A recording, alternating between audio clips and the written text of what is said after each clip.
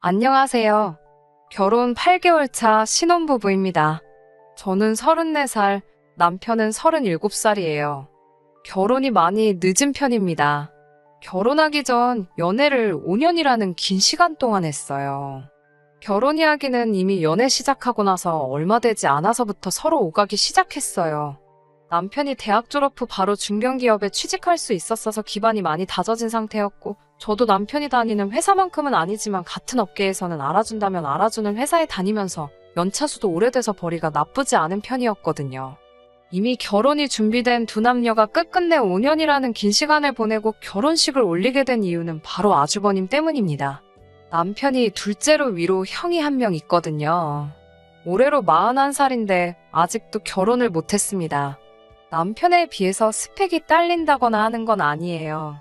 머리도 비상하다고 들었고 어디 유명한 IT 쪽 회사에서 나름 인지도가 있는 연구원이라고 들었습니다. 그런데 조금 자기만의 세상에 갇혀 사는 듯한 느낌을 지울 수는 없었습니다. 아마도 그래서 혼기를 놓치고도 아직도 변변찮은 여자 한 명 없이 계속 독수공방하고 있는지도 모르겠네요. 처음엔 아주버님이 결혼을 반대한 건 아니었어요. 당시 시할머님이 장남을 두고 둘째가 먼저 결혼을 하는 게 말이나 되냐면서 아주버님 결혼할 때까진 안 된다는 주장을 굽히지 않으시는 바람에 올해는 할 수 있겠지 하면서 연애만 하면서 하루하루 보낸 게 어느덧 5년이라는 세월이 훌쩍 지나가 버렸더라고요. 시할머님이 아직도 살아계셨다면 아마 결혼은 상상도 못했을 거예요. 그렇다고 제가 고인이 되신 시할머님의 뜻을 무시하거나 하는 건 아닙니다.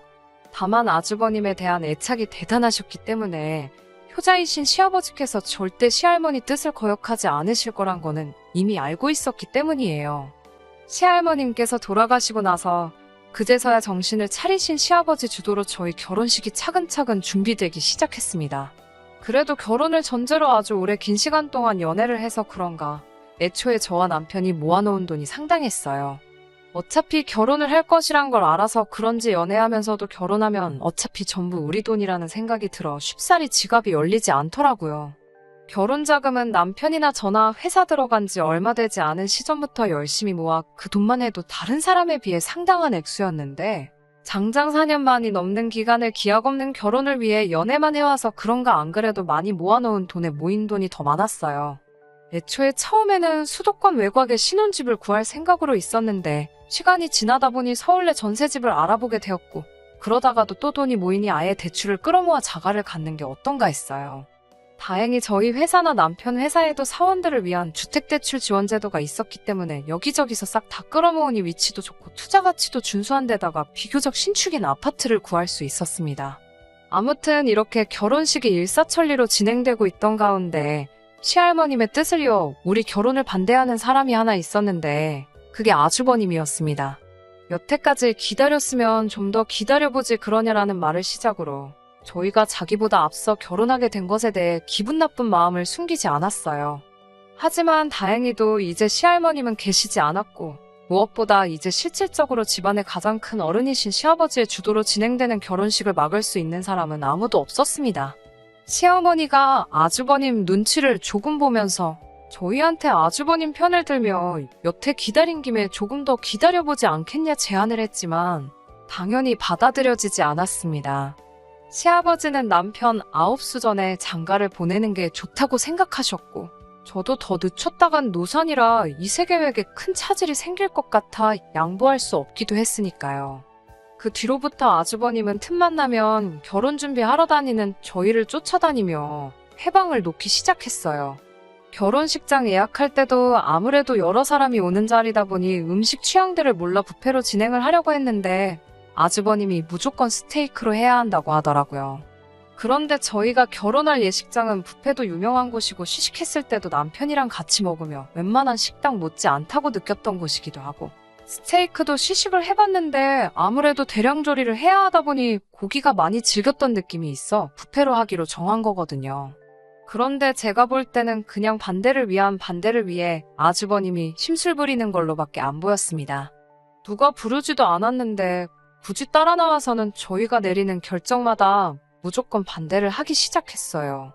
예를 들면 뷔페와 스테이크가 하나고 또 하나는 저희가 신혼집에 쓸 가전제품을 보러 가면 엘사 걸 보고 있으면 S사 것이 좋다고 하고 S사 것을 보고 있으면 엘사 게 좋다고 하고 뭐 이런 식이었습니다. IT 전문가가 하는 말을 들으라는데 가전제품하고 아주버님이 하는 일하고 아무 연관이 없는데도 말이에요.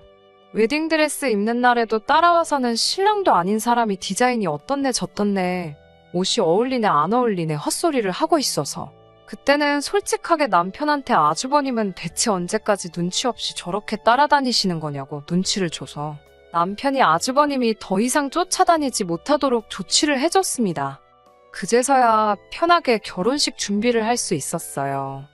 결혼식을 몇 주 앞두고 있는 상황에 아주버님이 저희를 불러서 한다는 말이 결혼식 날 축가를 자기가 불러도 되느냐고 물어보더라고요. 축가는 제가 다니는 교회 찬양팀에서 해주기로 했는데 막무가내로 자기가 하겠다고 우기길래 어디 한번 드러나 보자고 노래 한번 불러주시겠냐고 물어봤어요. 정말 노래라도 잘하시는 편이었다면 대신 시키겠는데 본인을 너무 과대평가하고 있더라고요. 그래서 이미 미리 약속을 한 사람이 있어서 안 되겠다고 죄송하다고 하니 그럴 거면 노래는 왜 불러보라고 한 거냐며 화를 내시더니 자기가 저희 결혼식 날 축가를 불러야만 그나마 그 중에 하객으로 온 여자들에게 자기 매력을 보여줄 수 있는 거 아니겠냐고 말도 안 되는 소리를 하시더라고요. 제 결혼식 날 자기가 결혼할 사람을 찾으려고 하는 건데 내 혼삿길마저 막을 생각이냐며 입에 거품을 물고 꼭 자기가 하겠다고 생떼를 쓰더라고요. 그 노래에 과연 누가 아주버님한테 관심을 가질지도 미지수였지만 제 한 번뿐인 결혼식 축가를 아주버님이 부르게 냅둔다는 것만큼은 용납할 수 없었습니다.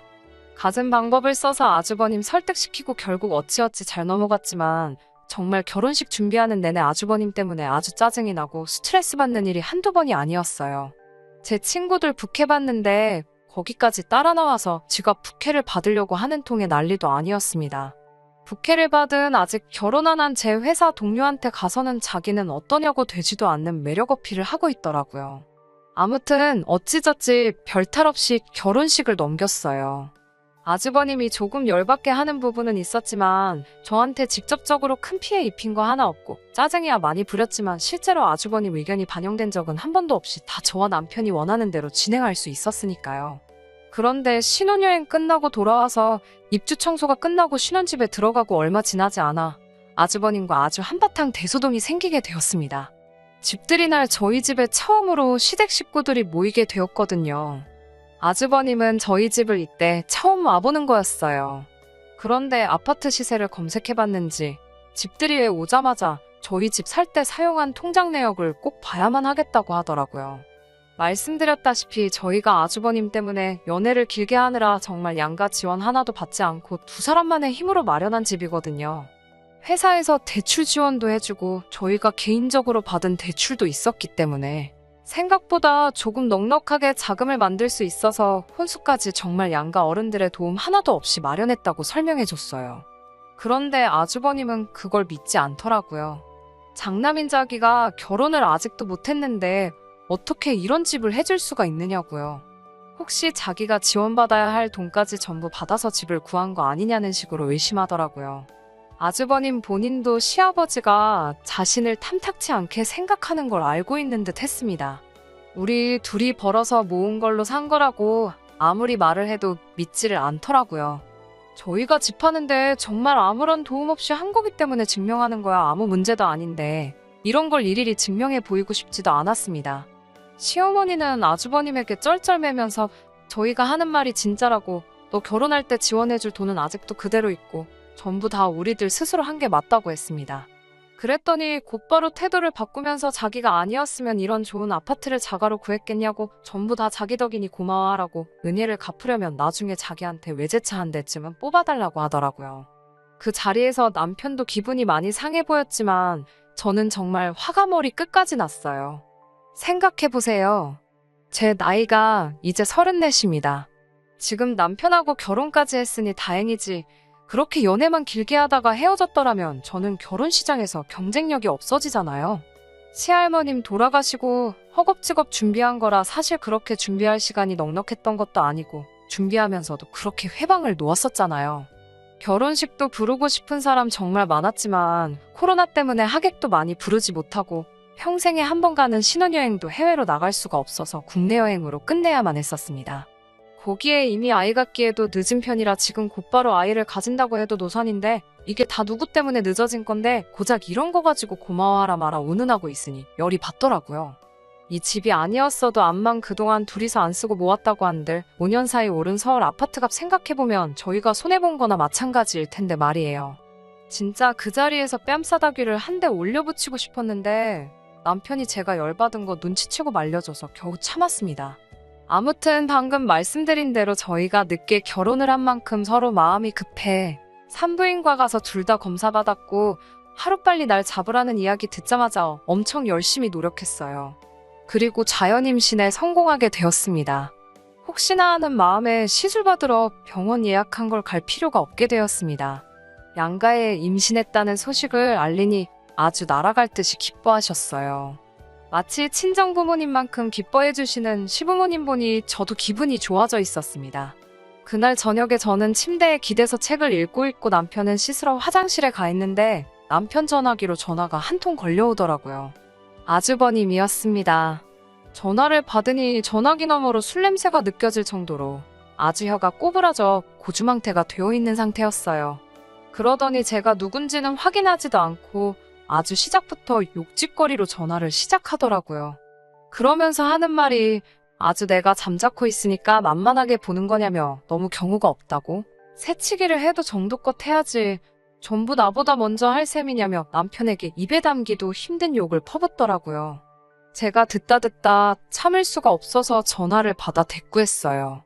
대체 우리한테 원하는 게 뭐냐고, 지금 뭘 어떻게 해줘야지 그 입을 단 하루라도 담을 수 있냐고 성질을 내며 따졌죠. 방에서 큰 소리가 나니 심상치 않음을 느낀 남편이 씻다 말고 후다닥 뛰어나오고 제가 전화로 아주버님하고 서로 욕짓거리 하면서 싸우고 있는 걸 뜯어말리더라고요. 그리고는 전화를 뺏어받아서 너 지금 미친 거냐고 아주버님한테 너 거리면서 화를 내기 시작했습니다.